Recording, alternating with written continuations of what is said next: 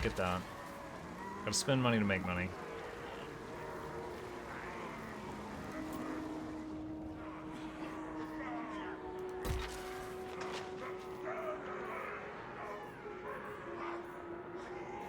What's this? Raw material consumed by turn per buildings minus 5% in the local province.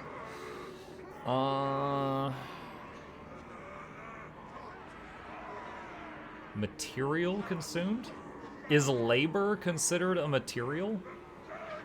Or does it just mean like the mine shafts? I don't know if it considers labor a material.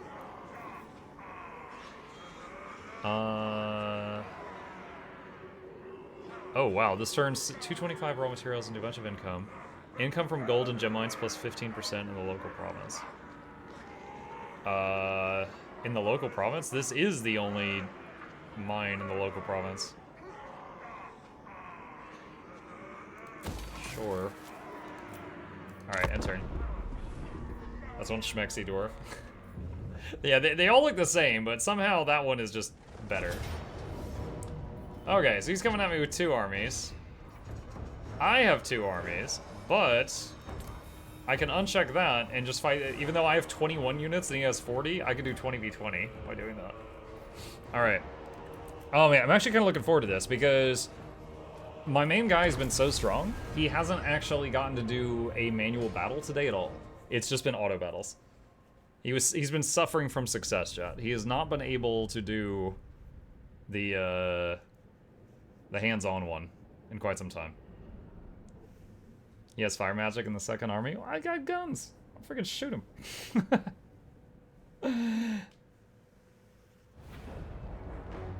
Alright, let's see what we gotta work with here. Yeah, it's been a while since I got to play this guy.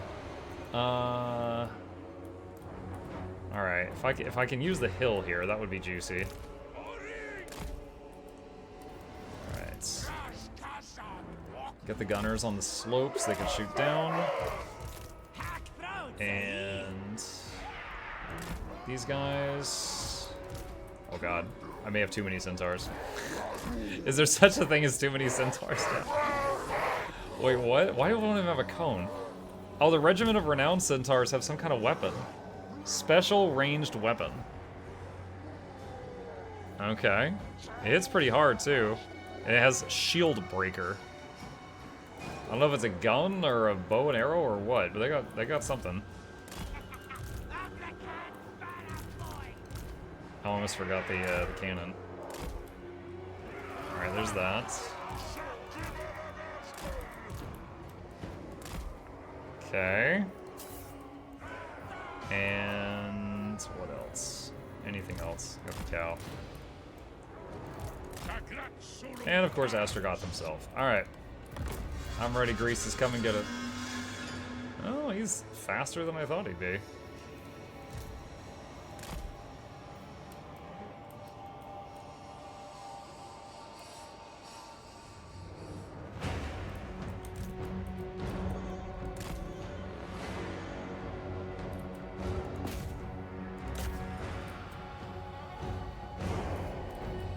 Alright, slow it down.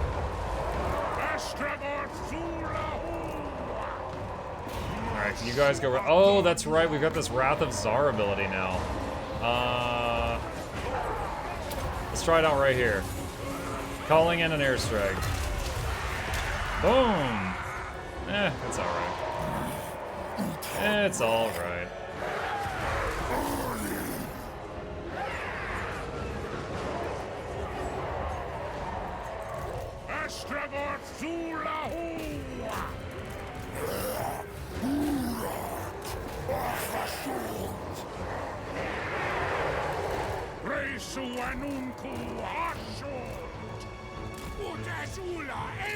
Alright, the stuff in front of us has mostly been melted here.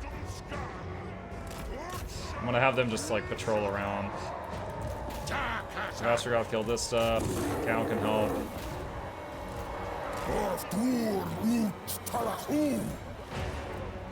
We are absolutely using these centaurs wrong right now. They're supposed to be doing hit and runs.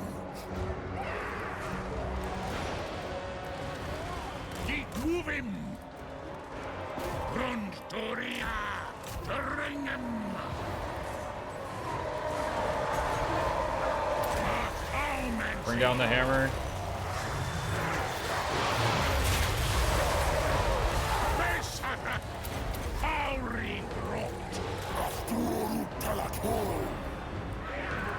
Okay, let's check on the vehicles over here. Run that over. I gotta keep the vehicles moving around so they don't get bogged down. Surround yourself in flames.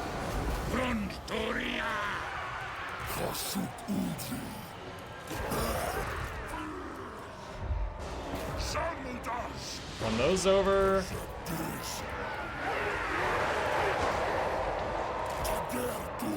Let's try to back off so we can build up some speed again.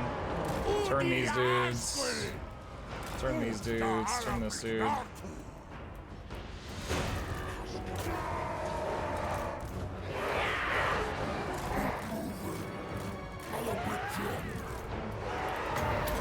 Flame on again.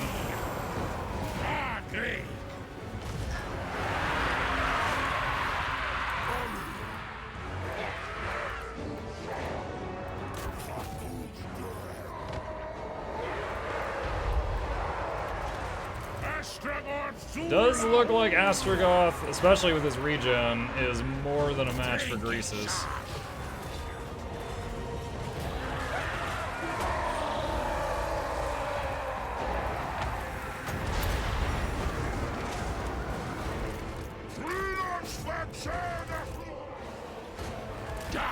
Greases. I don't know much about Greases. Ogres is still one of the ones I've still not played yet. So I don't know much about them. Like, just I know ogres in general are all pretty beefy units, but beyond that, I don't really know what they're working with.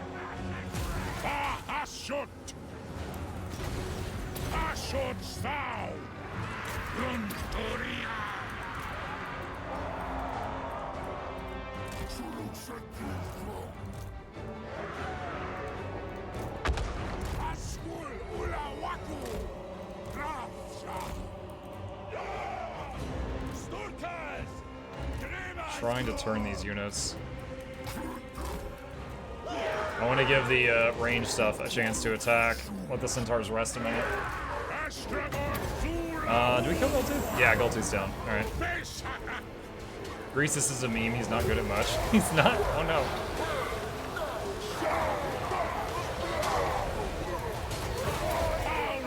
I don't know how well this spell is.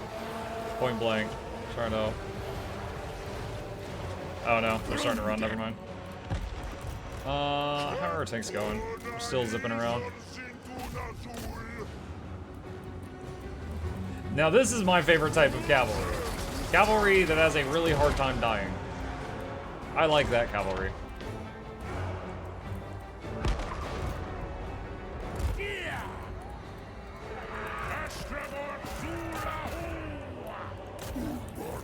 Alright, bring Astragoth back. So his reinforcements are trickling in right now.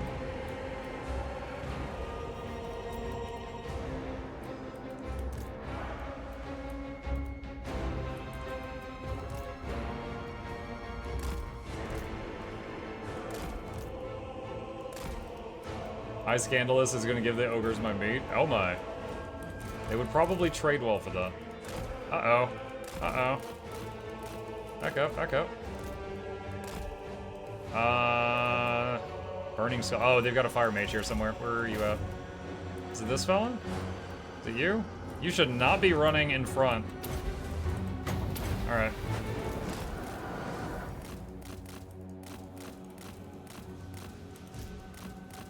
Bring these guys over. Alright, we need to save this thing. I'm gonna throw the cow in there.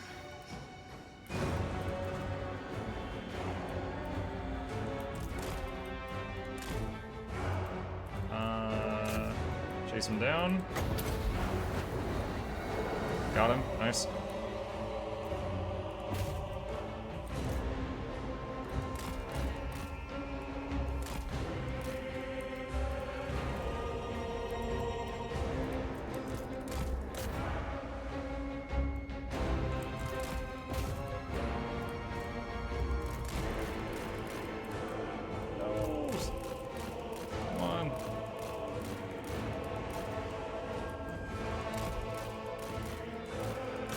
Oh no. Oh no.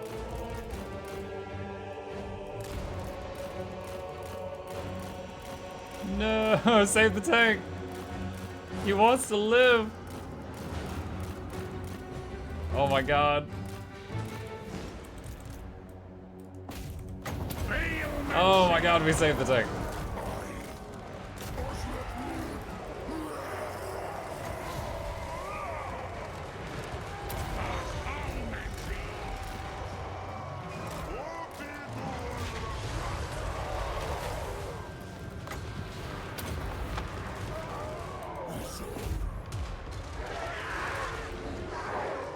Okay.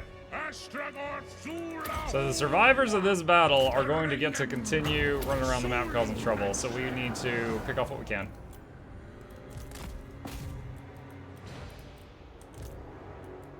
God, the Centaurs are so slow. Oh man, that one tank. Woo. They wanted it.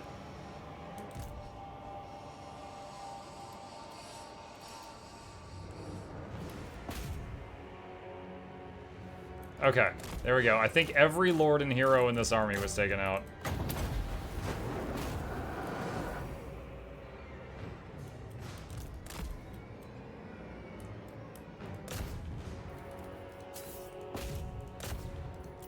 I don't know if we're gonna get much more. We'll see.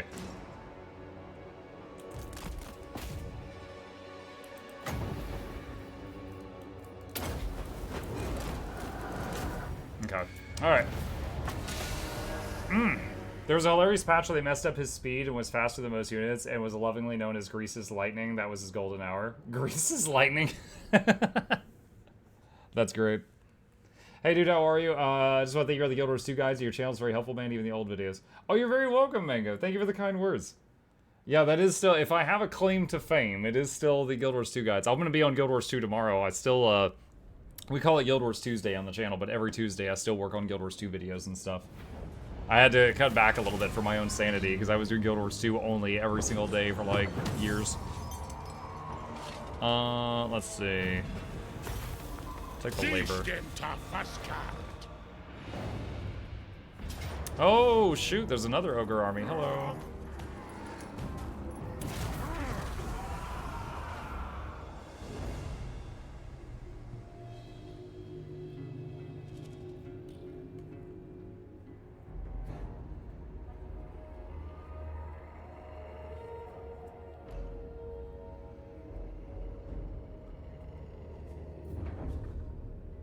Snaz Beard Burner. Did you finish this year's annual Mad King achievement? I need to do like 2 more Mad King Says, I think, to finish it, so I can do that tomorrow.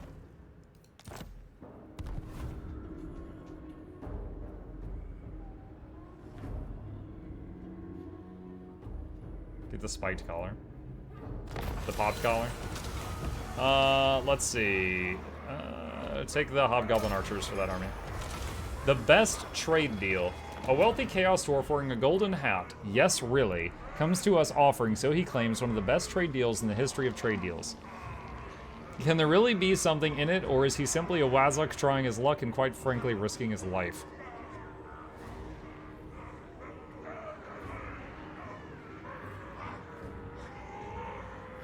I don't really want any of that. I mean, I guess I'll take the 5,000 gold. By defeating Greasus, you get 10% more trade income and 20% more building income from local province. That's not bad. Vial of Hashut, Unis, Ward Save, 5%, Crown of Command. Maybe I'm just not using it right. I feel like Crown of Command kind of sucks. Never really had a good time with Crown of Command. Alright. What do we got here? Let's do alerts and then unbridled cruelty after the plan.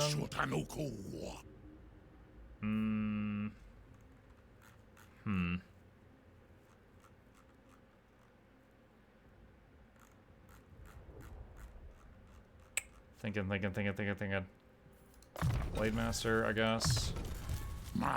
And Sesustris Grant Suru. Bandolier. And fire guy, burning head. Okay. So we just lost this one back here. Question now is, how do we handle this?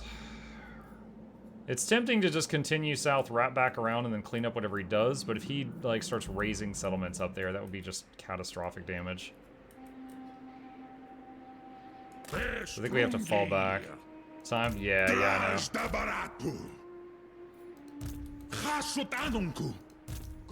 Okay, smashy. Alright. Oh god.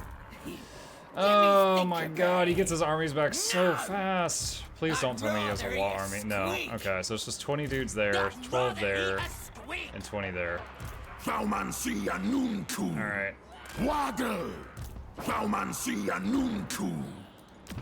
I can't hold it all.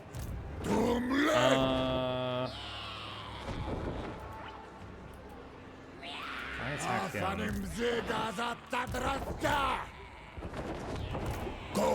Same game. Maybe one more fancy one for the road. Decisive victory? I am surprised. Auto. I can only assume it was because of Laika's cows. It gave me decisive victory on auto against Azag's like new army. And I will freaking take it.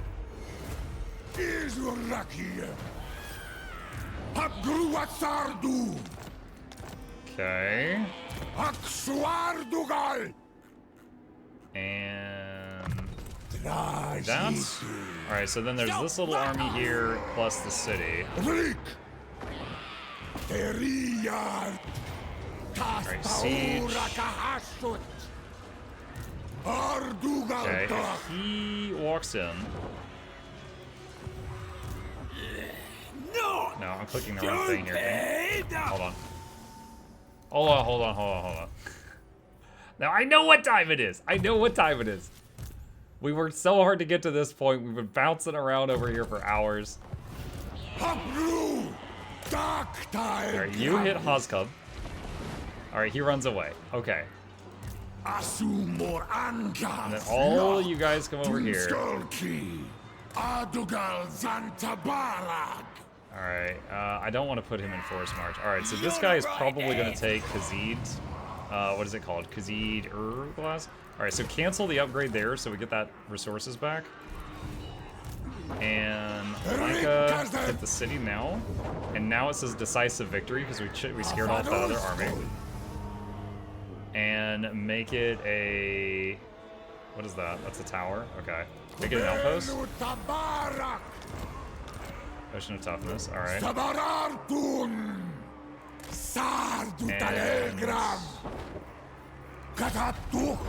put Smashy and ambush stamps there. Okay.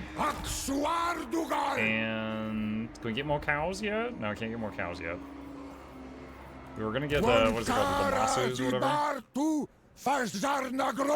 If this army is just gonna be all weird beasties. Okay. Firing drills.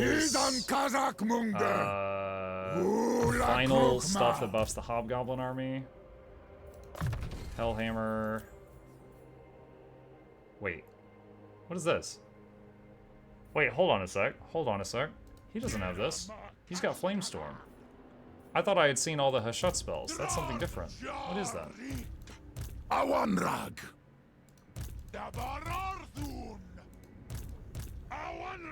Okay, now I can't find it. Where is that? Flames of Asgorg. Show me the preview.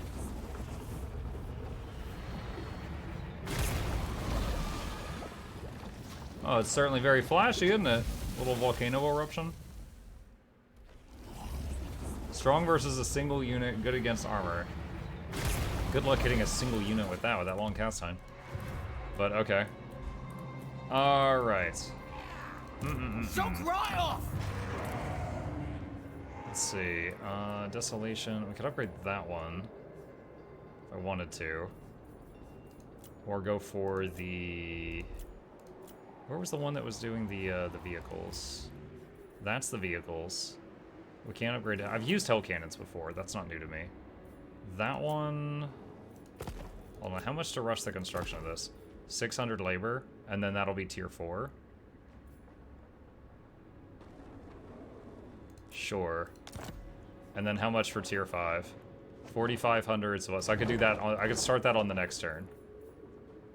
And then this will be done this coming turn. Okay. Alright. I will say I am a little tempted to wrap this one up here.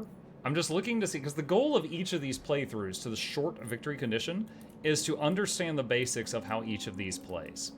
And I certainly feel like I've grasped the basics of the Chaos Dwarves. We've seen nearly all of their units in action. Let me see here.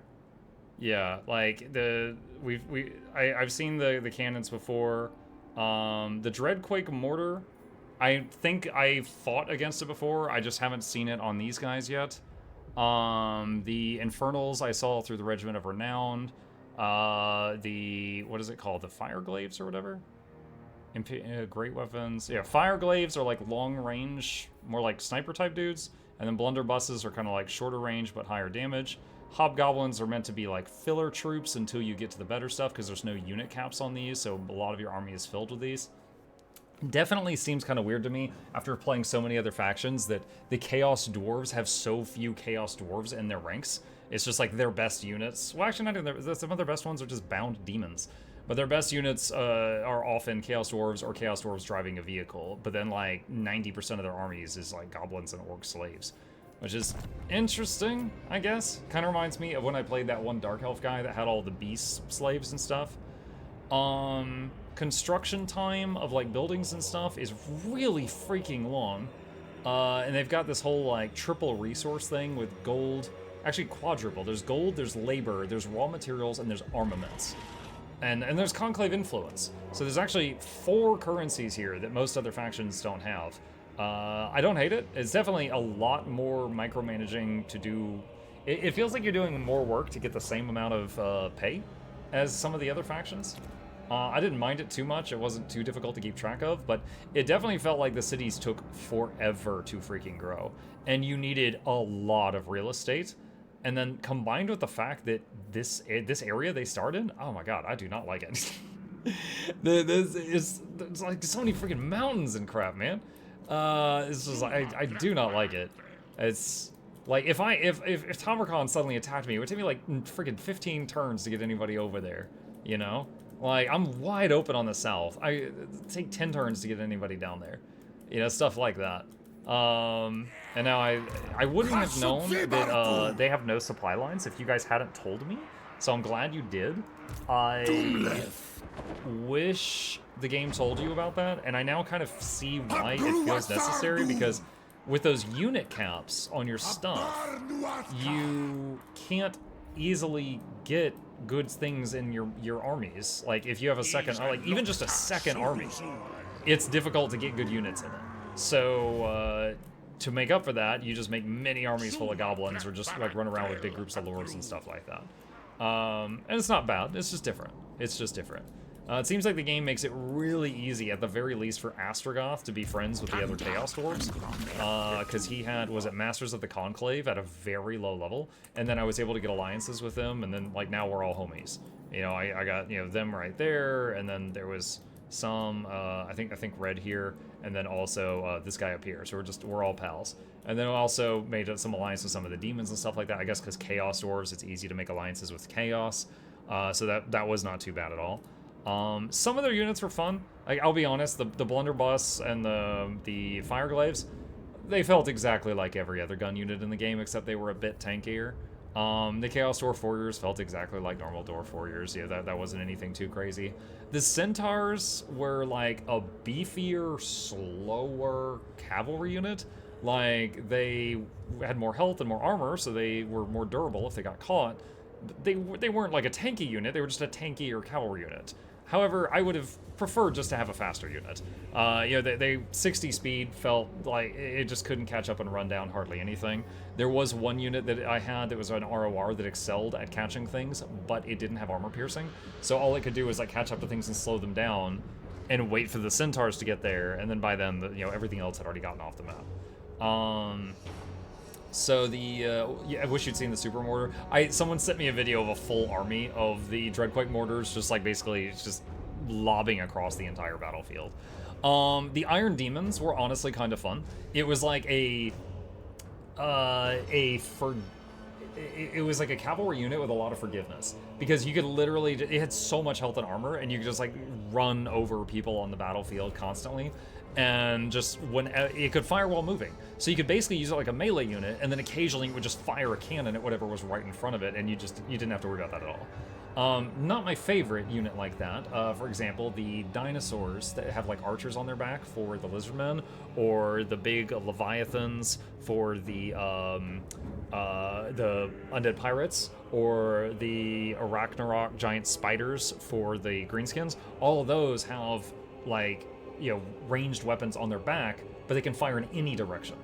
These things, the turret doesn't turn; it can only fire straight ahead. So it was nice, but it wasn't fantastic. You know, I didn't love it. The Great Tauruses were just okay. It felt so silly having a flying cow. They were okay. I could see how they could be a lot of fun in like late game with the Hellforge, because you could get them a lot of cool stuff like stealth and what was the other thing? Regeneration. You could get them stealth and regeneration, which felt insane. The convoys were kind of fun. It felt, this may just be me, but it felt worse than the Cathay convoys, maybe because of the rewards. Like, the rewards I got back from the convoys, like, for example, the Crown of Skulls, which gave you regen and, like, ward, that was really cool. But half of your lords don't even have that inventory slot and couldn't even use it. Like, there was a lot of cool items we got, and most of our lords didn't even have the equipment slot required to use them.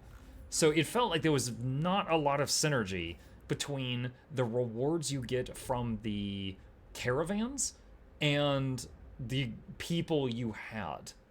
So that was kind of a bummer. Gorda's pretty cool guy. Terrifying appearance, but his kit was pretty cool. However, you only get one of them. So you only have one replenishment hero in this entire faction. You do not get more of it. So you cannot make more replenishment heroes. You get one, and it's a legendary hero, so you can only put him in one army. Now, he does buff the hell out of hobgoblins, so that one army can have some very buffed hobgoblins. That's kind of cool. It's unfortunate, though, that it's really only a one-time thing. Hashut magic. I had never used this before. Ash Storm, I could totally see how it could combo well with other things. You have a lot of fire damage in your armies. It felt like such a massive mana cost. I never casted the thing. Dark Subjugation, it's just a debuff, lots of things of that. Killing Fire was... I got really happy when I saw this, because I was like, oh, it's like Mortis Engine. But it really does a very small amount of damage. Like, I had Astragoth standing in the middle of, like, you know, 100 units and activating this constantly, and it was very minor. So I'll say that looks fancier than it is. Like, Killing Fire is similar to, like, Deep's Magic from the Undead Pirates. They have a thing like this, but it hits the whole map. Like, every time they cast a spell, they hit the whole map for damage for a few seconds. This is, like, the same thing, but it's only, like, in a very small range around the hero. Well, actually, it's, like, a medium range. Burning Wrath, it was a poke spell. It was good if you wanted them to run at you, but other than that, it was kind of whatever. The Hellhammer was pretty good. It was basically just a wind spell with a massive wind-up, but it hit decently hard. It was really cool on Astragoth, because for Astragoth, he had a thing that made it, like, cost extremely small amounts of mana, whereas for everybody else, it was, like, a much larger amount of mana. Yeah, their stuff was pretty cool. Heroes were not crazy accessible, and the heroes... You know, there was one that was basically just like a wizard, but the lords could be the wizards too. So it was just like there was a hero version and a lord version of the same unit. There was also... hang on a sec, I'm looking for... Here we go. So yeah, there's the sorcerers here and the lords here. Same freaking guy. The Castellan was kind of like a sniper. He was alright. It was very hard to tell how much weight he pulled in a battle, because he was just doing like kind of minor damage constantly to some single target somewhere. The Bull Centaur, I just kind of attached him to the group of centaurs I had and had him run around with them. Again, he is not as good as a tanky unit, not as fast as a cavalry. He was this weird mix of in between, so he was okay. And again, it really hurt that they didn't have a replenishment hero that you could have in every army, so you had to take the replenishment traits on every single lord. Fortunately, they had them. For Slaanesh, they don't have a replenishment hero, and their replenishment traits are like at the end of the tree, so it takes a lot longer to get to them. So let's see. Yeah, let's see what else was there. What else was there? We talked about the cities, the heroes, the lords, the units. Technology tree, pretty interesting. There was some very interesting stuff in here. I liked it after playing like Slaanesh. The tech tree was super boring. This was pretty cool. This was engaging. I had fun poking through this and picking these things. These were enjoyable.